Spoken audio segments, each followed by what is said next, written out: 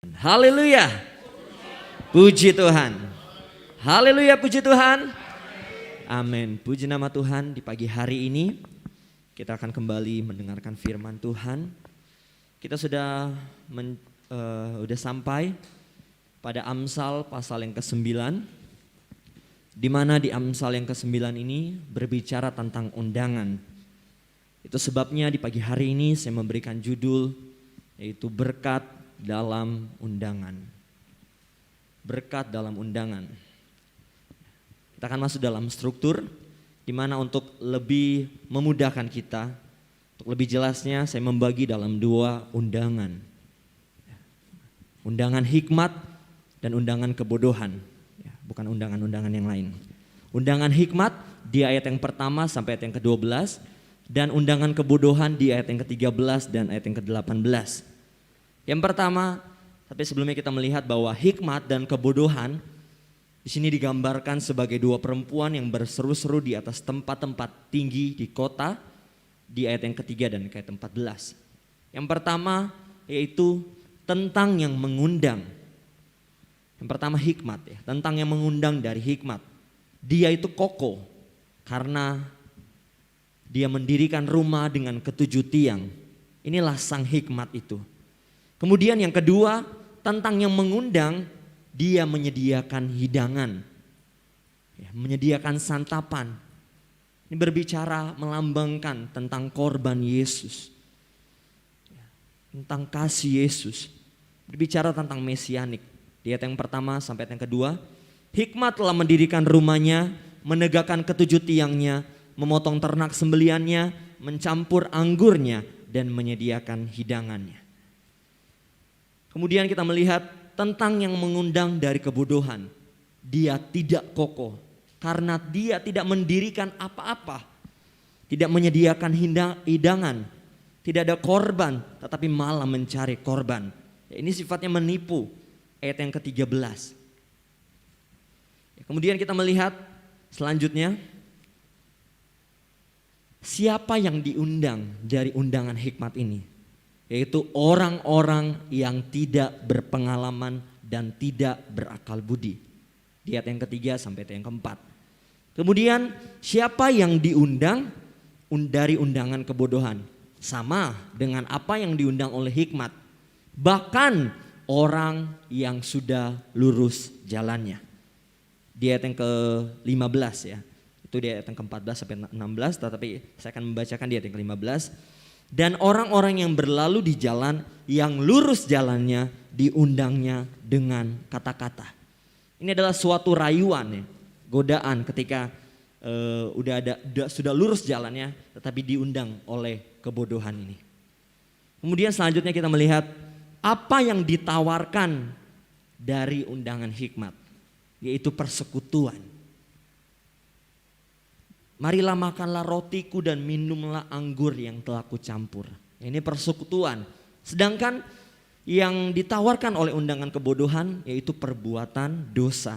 Di ayat yang ke-17 dia menawarkan malah air curian manis dan roti yang dimakan dengan sembunyi-sembunyi, lezat rasanya. Kemudian kita melihat selanjutnya apa yang dituntut dari undangan hikmat, yaitu hidup takut akan Tuhan dan mengenal yang Maha Kudus. Ya, ini akan kita menjadi pokok pembahasan kita di pagi hari ini. Apa yang dituntut dari undangan hikmat, yaitu hidup takut akan Tuhan dan mengenal yang Maha Kudus. Kemudian apa yang dituntut dari undangan kebodohan, yaitu hidup melakukan dosa. Yang terakhir, apa yang diterima ketika kita meresponi undangan hikmat, yaitu memperoleh hidup, bahkan mendapat pengertian atau kebijaksanaan di ayat yang ke-6 dan ayat yang ke-11. Kemudian selanjutnya kita melihat apa yang diterima dari undangan kebodohan, yaitu kebinasaan. Akhir hidupnya yaitu kebinasaan, ayat yang ke-18. Kita masuk dalam pendahuluan. Hidup ini adalah pilihan. Sepanjang kehidupan kita tidak henti-hentinya kita harus memilih. Dari kita bangun tidur, kita harus memilih banyak pilihan. Apa yang kita mau mengerjakan hari ini, apa yang kita mau lakukan hari ini. Hidup ini tentang pilihan. dengan siapa kita mau menikah, pekerjaan apa yang mau kita kerjakan, bisnis apa yang kita mau mulai. Semuanya tentang pilihan. Lulus SMA, kita harus memilih jurusan kuliah apa.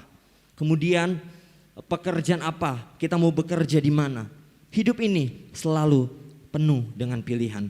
Oleh sebab itu, bijaksanalah dalam memilih, dalam menentukan pilihan. Namun sama-sama kita melihat di Amsal 9, ini kita diperhadapkan dengan dua pilihan. Yang pertama, berupaya menjadi orang yang berhikmat, atau yang kedua, malah kita membiarkan diri kita untuk menjadi orang bebal atau orang bodoh. Kalau kita melihat dari struktur yang sudah kita bahas, di mana sang hikmat itu mengundang kita untuk menjadi bijak. Hikmat mengundang kita untuk masuk dalam persekutuan.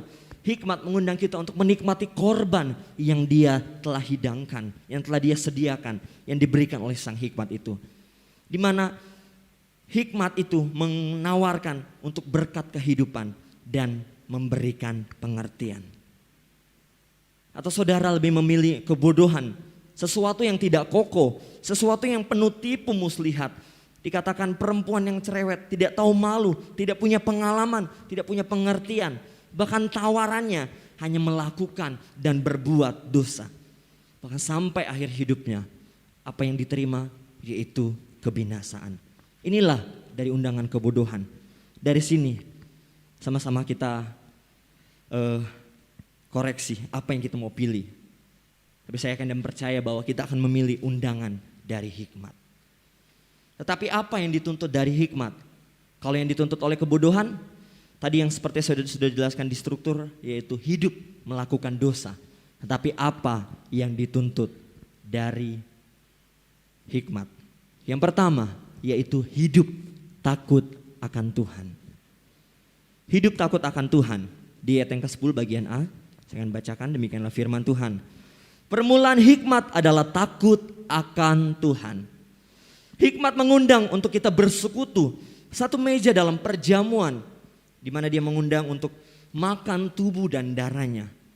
Hikmat hanya meminta untuk kita hidup takut akan Tuhan. Sekarang pertanyaannya, bagaimana hidup kekristenan kita? Hidup takut akan Tuhan di pasal 9 ini yaitu menjauhi segala kejahatan. Orang yang takut akan Tuhan seharusnya dia membenci kejahatan.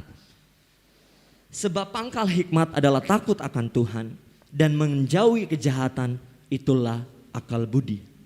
Ya. Sebab pangkal hikmat adalah takut akan Tuhan dan menjauhi kejahatan itulah akal budi. Nanti Bapak Ibu Saudara bisa baca dalam Mazmur 111 ayat yang ke-10 dan Ayub 28 ayat yang ke-28. Kembali lagi semuanya ada di keputusan kita, ada dalam pilihan kita. Keputusan hati kita yang akan menunjukkan, yang akan memperlihatkan apakah kita takut akan Tuhan atau tidak.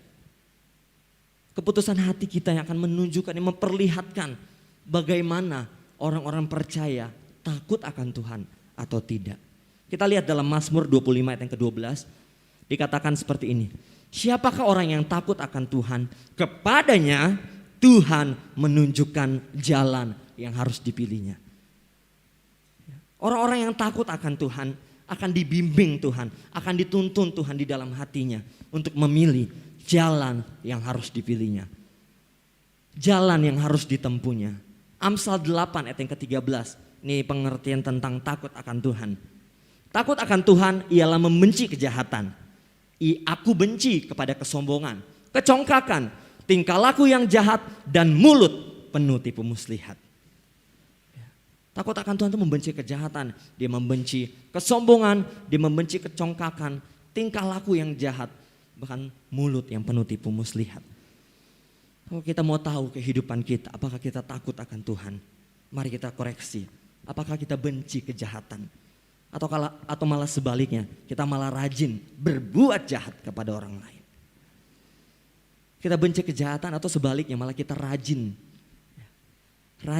rutin, ya, bisa karena terbiasa. Menjadi kebiasaan kita untuk kita rajin berbuat jahat kepada orang lain.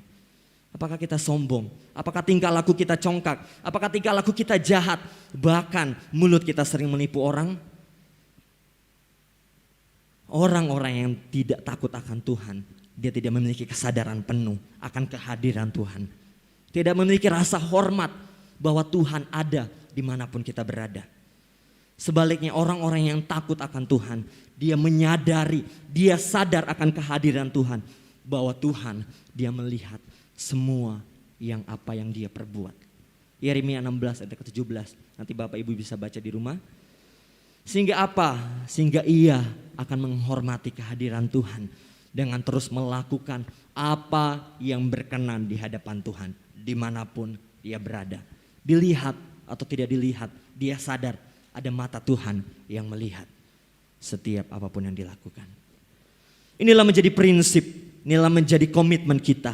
Kalau kita mau rindu memenuhi, meresponi undangan hikmat dan memiliki hikmat itu, yaitu takut akan Tuhan. Jangan lagi kita mengikuti undangan kebodohan. Undangan kebodohan tadi apa? Yaitu melakukan kejahatan, berbuat dosa, melakukan hal-hal yang tersembunyi. Tetapi kalau kita mau menikmati hidup yang dijanjikan oleh Sang Hikmat, maka kita harus hidup takut akan Tuhan dengan cara menjauhi kejahatan. Hidup takut akan Tuhan bukan juga hanya menjauhi kejahatan dan menghormati kehadiran Tuhan. Tetapi hidup takut akan Tuhan itu berbicara tentang respon hidup kita untuk selalu bersekutu dengan Tuhan. Kita harus bersekutu dengan Tuhan sebagai tanda bukti kita menghormati korban Yesus di atas kayu salib. Dengan apa? Dengan selalu bersekutu dengan tubuh dan darahnya. Seperti yang biasa kita lakukan di minggu pertama, minggu ketiga, hari kemarin kita sudah melakukannya. Kemudian dengan selalu bersekutu, persekutuan Roh Kudus. Melalui pemberitaan firman Tuhan, kita bersekutu dengan Dia. Kita menghormati firman Tuhan. Dan kita menghargai kehadiran Roh Kudus. Yang kedua, apa yang dituntut dari hikmat? Yaitu mengenal yang Maha Kudus. Mengenal yang Maha Kudus. Ketika kita mau mengenal seseorang, ini ada di ayat yang ke-10 bagian B ya. Dan mengenal yang Maha Kudus adalah pengertian. Ketika kita mau mengenal seseorang, pasti kita kalau kita belum tahu, kita akan searching, kita akan cari tahu seluk-beluknya sedemikian rupa. Ya. Kalau kita suka dengan perempuan, suka dengan laki-laki, kita akan langsung mencari sosial media. Seniat itu kita untuk mengenal orang. Kenapa kita tidak seniat itu ketika kita mau mengenal yang Maha Kudus? Yang Maha Kudus di sini berbicara tentang pribadi Tuhan. Dia adalah pribadi yang maha kuasa, maha kudus. Maka maha berarti tidak ada yang lain. Hanya Tuhanlah yang kudus. Pengenalan kita akan Tuhan itu bukan berbicara tentang hanya sebatas tahu. Hanya tahu bahwa Tuhan itu Yesus yang mati di atas kayu salib. Tetapi lebih dari itu. Pengenalan yang maha kudus adalah pengalaman pribadi antara kita dengan Tuhan. Hubungan intim antara kita dengan Tuhan melalui kebenaran firman Tuhan, melalui doa kita, melalui hubungan yang kita terus bangun, persekutuan kita dengan Dia. Ketika kita membaca firman Tuhan, ketika kita mendengarkan firman Tuhan, maka kita akan mendapatkan pengertian-pengertian, akan merema dalam hidup kita, sehingga kita akan menjadi bijaksana. Kita lebih mengerti maksud Tuhan, kita lebih memahami kehendak Tuhan, dan kita lebih mengetahui jalan-jalan Tuhan. Karena dari firman kita akan menjadi mengerti, oh ini yang Tuhan sukai untuk saya lakukan. Oh ini yang tidak Tuhan sukai. Oh hal ini yang menyukakan hati Tuhan. Oh kalau saya buat gini, Tuhan tidak senang ketika kita membaca firman Tuhan. Itulah mengenal Tuhan. 2 Petrus 1 ayat yang ketiga sampai 8. Ini ayatnya tidak asing juga. Sering Bapak Gembala sampaikan di ibadah. Bagaimana tingkatan kerohanian Kristianos mengikuti jejak kakinya Tuhan. Ya, kemarin juga disinggung bagaimana pengenalan akan Dia, Tuhan Yesus Kristus, dimulai dari iman percaya kita kepada Dia. Kemudian kebajikan dan setelah itu pengetahuan. Ya. Pengenalan dimulai dari kita menerima undangan dari Sang Hikmat itu. Itu artinya bahwa kita masuk, kita menerima korban yang disediakan oleh hikmat. Itulah iman kepada Yesus, di mana kita menerima Yesus sebagai Tuhan dan Juru Selamat. Dan pengenalan yang Maha Kudus, kita juga masuk dalam tingkatan pengenalan akan persekutuan di dalam Yesus. Digambarkan kita menerima roti dan anggur, yaitu firman atau pribadi Yesus itu sendiri, pribadi Sang Hikmat itu sendiri. Sehingga tingkat pengenalan kita dari iman naik kepada kebajikan, pada kepengetahuan, hingga pada akhirnya yaitu kasih agape. Yang seperti kemarin Bapak Gembala sudah singgung, kasih agape. Itulah pengenalan kita, puncak dari pengenalan kita kepada Tuhan.